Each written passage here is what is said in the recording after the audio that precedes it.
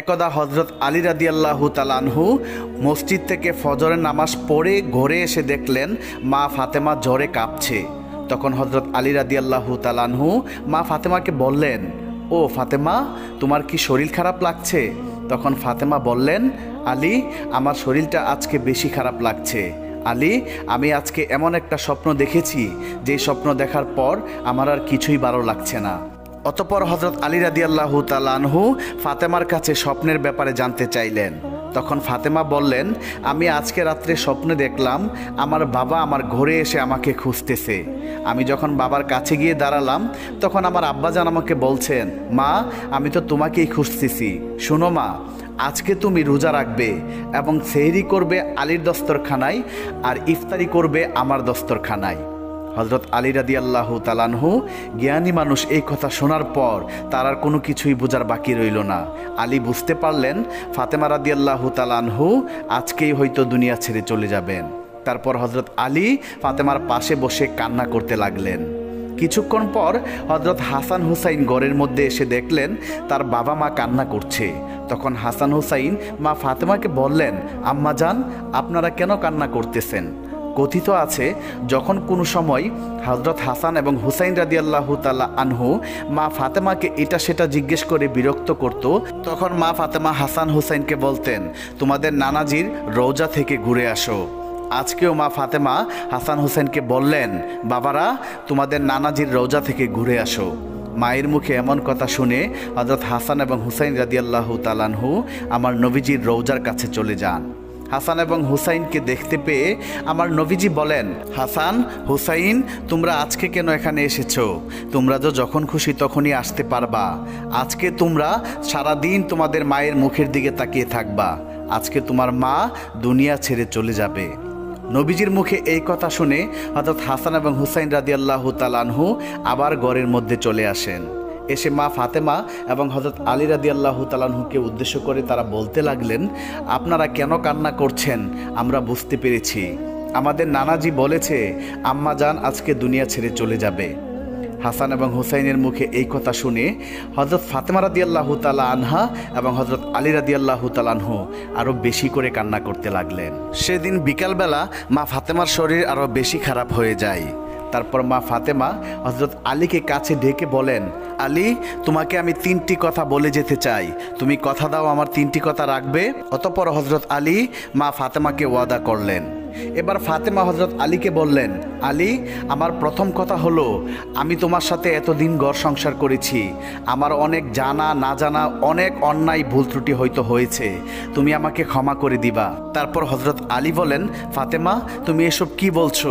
তোমার মতো স্ত্রী দুনিয়ার কার ভাগ্যে আর জুটবে? ও ফাতেমা, তোমার বাবা বিশ্বনবী দয়া করে মায়া করে তোমাকে আমার হাতে তুলে দিয়েছিল। আমি তোমাকে ঠিকমতো পড়াতে পারিনি, খাওয়াতে পারিনি। আমি যদি তোমার কাছে কোনো অন্যায় করে থাকি আমাকেও তুমি মাফ করে দিবা। তখন ফাতেমা বললেন, আলী, এই কথা বলে আমাকে তুমি পাপী করো না। তারপর হযরত ফাতেমা বলেন, আলী, আমার দ্বিতীয় কথা হলো, আমি দুনিয়া থেকে চলে যাওয়ার পর তুমি আরেকটা বিয়ে করে নিবা। আমি তোমাকে অনুমতি দিয়ে গেলাম। আর সপ্তাহে একদিন আমার হাসান এবং হুসাইনকে তুমি বুকে নিয়ে ঘুমাবা। তারপর মা ফাতেমা 3 নাম্বার কথা হিসাবে হযরত আলীকে বললেন, আলী, আমার 3 নাম্বার কথা হলো, আমি দুনিয়া থেকে চলে যাওয়ার পর আমাকে রাতের বেলা কবরে দাফন করতে নিয়ে যাইবা, যাতে করে কোনো মানুষ আমার লাশ দেখতে না পারে। কেউ যদি আমার লাশ দেখে ফেলে তাহলে তারা বুঝে ফেলবে যে নবীর মেয়ে এতটুকু লম্বা ছিল, এতটুকু মোটা ছিল। আমি চাই না কেউ আমার লাশ দেখে এটা বুঝতে পারুক। অতঃপর কিছুক্ষণ পর মা ফাতেমা দুনিয়া থেকে বিদায় হয়ে গেলেন। হযরত আলী কাঁদছে, হাসান হুসাইন কাঁদছে। কিছুক্ষণ পর হযরত আলী চিন্তা করতে লাগলেন, খাটের 4 পায়ে 4 জন লোক, হাসান হুসাইন এবং হযরত আলীকে নিয়ে তারা 3 জন, আরেকজন লোক কোথায় পাবে? অতঃপরের কিছুক্ষণ পর নবীর সাহাবী আবু যর গিফারি হযরত আলীর ঘরে প্রবেশ করলেন। তারপর আবু যর গিফারি খাটের অন্য একটি পায়ায় ধরে তারা 4 জন মিলে মা ফাতেমাকে কবরের দেশে নিয়ে আসলেন। কবরে আসার পর হযরত আলী নবীর সাহাবী আবু যর গিফারিকে লক্ষ্য করে বললেন, ও আবু যর, তুমি কি করে জানলে আজকে ফাতেমা দুনিয়া থেকে বিদায় হয়ে গিয়েছে? তারপর আবু যর গিফারি আলীকে উত্তর দিলেন, আলী, আমি স্বপ্নে দেখতে পেলাম বিশ্বনবী আমার কাছে এসে বলছেন, আবু যর, আমার মেয়ে ফাতেমা আজকে দুনিয়া ছেড়ে চলে গিয়েছে, তার খাটের পায়া ধরার জন্য একজন লোক দরকার, তুমি যাও আমার মেয়েকে দাফন কাফন করে দিয়ে আসো। অতঃপর তারা সবাই মিলে মা ফাতেমার লাশ কবরের মধ্যে নামালেন। এরপর কবরকে উদ্দেশ্য করে নবীর সাহাবী আবু যর গিফারি বলতে লাগলেন, হে কবর, তুমি কি জানো তোমার মধ্যে আজকে কাকে রেখে যাচ্ছি? আজকে তোমার মধ্যে রেখে যাচ্ছি বেহেশতে মহিলাদের সর্দারিনী মা ফাতেমা রাদিয়াল্লাহু তাআলা আনহুকে। সাবধান সাবধান কবর, তুমি কিন্তু তার সাথে ভালো ব্যবহার করবা। কবর থেকে কোনো আওয়াজ আসতেছে না। তারপর আবু যর গিফারি আবার বলেন, হে কবর, তোমার মধ্যে আজকে এমন ব্যক্তিকে রেখে যাচ্ছি যিনি হলেন শেরে খুদা হযরত আলী রাদিয়াল্লাহু তাআলা আনহুর স্ত্রী।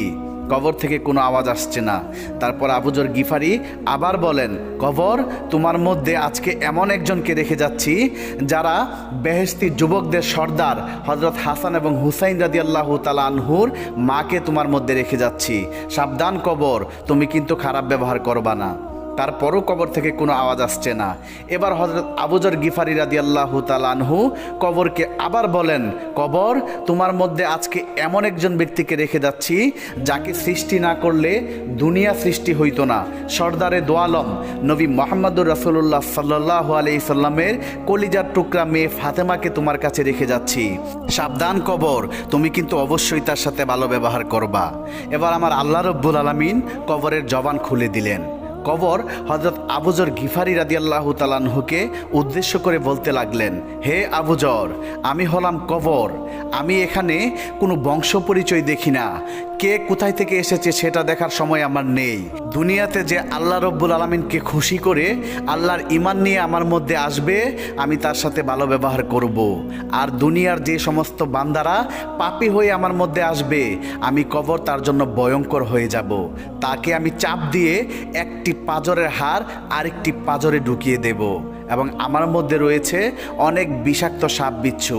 এই সব কিছু ওই পাপী ব্যক্তিকে দংশন করতে থাকবে। কবরের এমন জবাব শুনে হযরত আবু যর গিফারি রাদিয়াল্লাহু তাআলা আনহু ভয়ে কাঁপতে লাগলেন।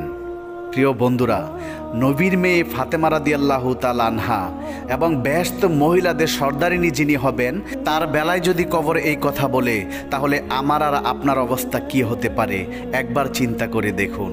আল্লাহ রব্বুল আলামিন আমাদের সবাইকে আল্লাহর দ্বীনি পথে চলে আল্লাহকে খুশি করে কবর দেশে যাওয়ার তৌফিক দান করুক। সকলেই কমেন্টে লিখুন আমিন। বন্ধুরা, এই ছিল আমাদের আজকের ভিডিওটি। বন্ধুরা, ভিডিওটি যদি আপনাদের কাছে এতটুকু ভালো লেগে থাকে তাহলে অবশ্যই আমাদের চ্যানেলটি সাবস্ক্রাইব করে পাশে থাকা বেল আইকনটি প্রেস করে দিবেন। তাহলে দেখা হবে আবার নতুন কোনো ভিডিওতে। সেই পর্যন্ত সবাই ভালো থাকুন, সুস্থ থাকুন। আল্লাহ হাফেজ।